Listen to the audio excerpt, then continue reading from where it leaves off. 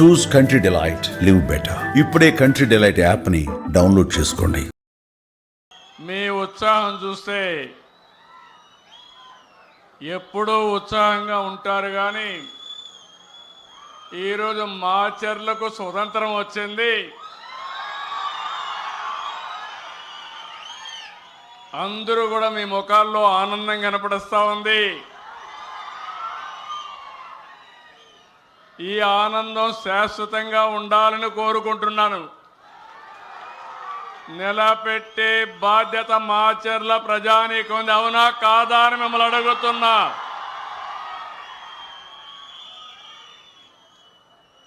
ఎనభై 84 నుంచి చూస్తున్నాను. ఆ రోజు ఎక్కడో రాజీవ్ గాంధీని హత్య చేస్తే మాచర్లలో ఉండే రౌడీలు, ముఠా నాయకులు ఇక్కడ ప్రజల ఆస్తుల్ని విధ్వంసం చేశారు, అవునా కాదా అని మిమ్మల్ని అడుగుతున్నా. ఈ మాచర్లలో ఇటీవల కాలంలో ప్రజాస్వామ్యం లేదు, ఎన్నికలు లేవు. వీళ్ళు ఎట్ట తయారంటే, చరిత్రలో కొంతమంది డిక్టేటర్లు ఉంటారు, వారికి ఏ గతి అయిందో ఇక్కడ కూడా మీ ప్రవర్తన మార్చుకోకపోతే మిమ్మల్ని ప్రజాస్వామ్యం క్షమించదని మరొక్కసారి హెచ్చరిస్తున్నా. ఇన్ని సంవత్సరాల అనుభవం ఉండే నేను ఆత్మకూరులో బాధితులు తీసుకురావాలంటే ఇక్కడికి తీసుకురాలేక విజయవాడలో క్యాంపు పెట్టి, గుంటూరులో క్యాంపు పెట్టి, నేను రావాలంటే మా ఇంటికి ఆ రోజు తాళ్లు కట్టి రానియకుండా చేశారు. ఆ రోజే చెప్పా, నా ఇంటికి తాళ్లు కట్టారు కానీ మీ మెడకు ఉరి తాళ్లు వేసుకున్నారు, జాగ్రత్తగా ఉండమని అప్పుడే చెప్పాను. అదే జరిగింది. చాలా అరాచకాలు జరిగాయి. మున్సిపల్ ఎన్నికల్లో ఆ రోజు మన నాయకులు వస్తే వాళ్ళ మీద దాడి చేశారు. అందుకే నేను చెప్తున్నా, రాయలసీమలో ముఠాలు లేకుండా చేశాను.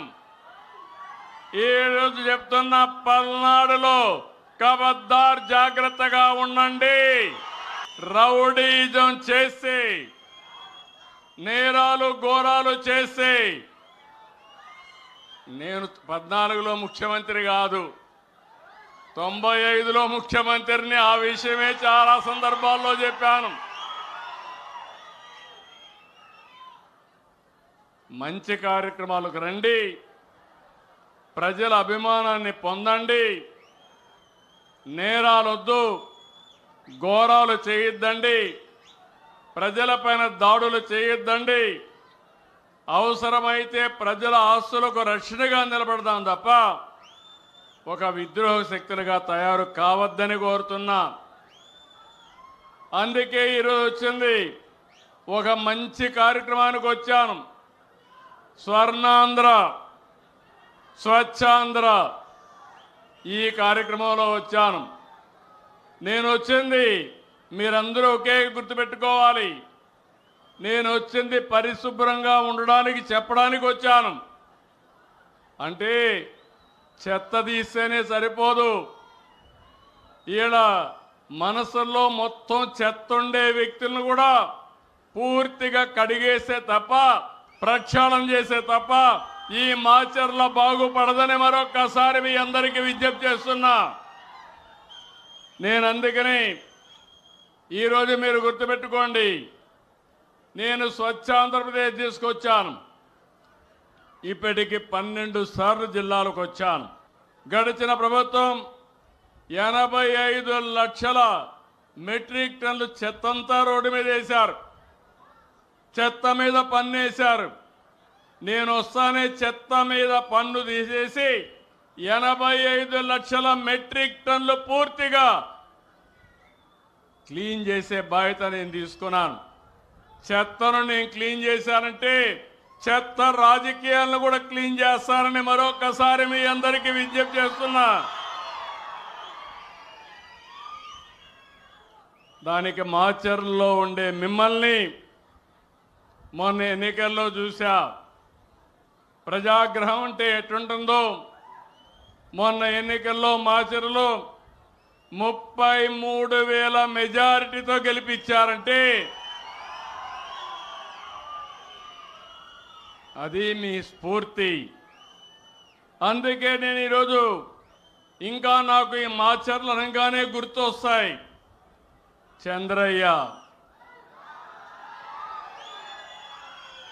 ఆ రోజు చంద్రయ్యను చూస్తే రోడ్డు మీద పండబెట్టి కత్తి తీసుకొని నువ్వు ఆనాటి నాయకుడికి జేబి కొడితే నిన్నేమి చేయమంటే నా ప్రాణం పోయినా పర్వాలేదని జై తెలుగుదేశం జై చంద్రబాబు అని ప్రాణాలు వదిలాడు. ఒక వెనుకబడిన వర్గాల బిడ్డ. అదే సమయంలో జాలయ్య ఇక్కడ రక్షణ లేకుండా ఎక్కడికో పోయి తలదాచుకుంటే అతి కిరాతకంగా అతన్ని చంపేసే పరిస్థితికి వచ్చారు. అదే మాదిరిగా ఇప్పుడు మన మధ్య లేడు నంబూరి శేషగిరిరావు కూడా వీరోచితంగా పోరాడారు. అలాంటి ప్రజాస్వామ్య వీరులకి మరొకసారి మనస్ఫూర్తిగా వాళ్ళ సేవలు కానీ అవన్నీ తలుచుకొని శ్రద్ధాంజలి ఘటిస్తున్నానని చెప్పి కూడా నేను మీకు తెలియజేస్తున్నా. అందుకనే ఈ ప్రభుత్వం ఎవరైతే చంద్రయ్య అబ్బాయికి ఉద్యోగం ఇవ్వాలంటే మళ్ళీ క్యాబినెట్ మీటింగ్ తీసుకుపోయి నిన్ననే క్లియర్ చేశామంటే అది ఈ అవసరమైతే అసెంబ్లీలో చట్టం కూడా తీసుకురావాలి. ఈ అసెంబ్లీలో చట్టం కూడా తీసుకొచ్చి వాళ్ళ అబ్బాయికి ఉద్యోగం ఇప్పిస్తున్నామంటే ఎవరికి అన్యాయం జరిగినా ఈ ప్రభుత్వం ఉపేక్షించదు. న్యాయం చేసే వరకు అండగా ఉంటామని మరొక్కసారి మీ అందరికీ హామీ ఇస్తున్నా. 5 సంవత్సరాల్లో చాలామంది నాలాంటి నాయకుడే మాచర్లకు రావాలంటే రాలేకపోయానంటే ఇంకా చిన్న చితక పరిస్థితి ఏంటని అడుగుతున్నా. ఇప్పుడు నేను అడుగుతున్నా, ఈరోజు స్వేచ్ఛగా మాచర్లకు ఎవరైనా రావచ్చునా లేదా అని మిమ్మల్ని అడుగుతున్నాను.